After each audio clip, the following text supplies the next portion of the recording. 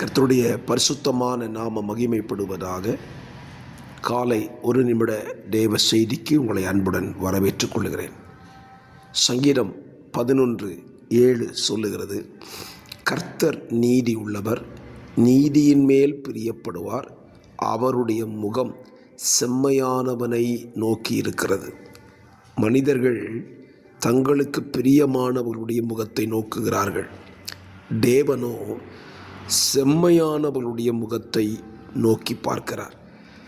இந்த காலவெளியில் அவர் முகம் உங்கள் மேலே படணும்னு சொன்னால் நீங்கள் செம்மையானவர்களாக நடந்து கொள்ளுங்கள். தெய்வ முகம் மட்டும் நம்ம மேலே பட்டுட்டாலே போதும், நமக்கு எல்லா நன்மைகளும் வந்து பலிக்கும். ஆகவே உங்கள் முகத்தை செம்மையானவர்களாக மாற்றிக்கொள்ளுங்கள். அவருடைய முகம் உங்கள் மேலே பிரகாசிக்கும். கர்த்தர் உங்களை ஆசீர்வதிப்பார்.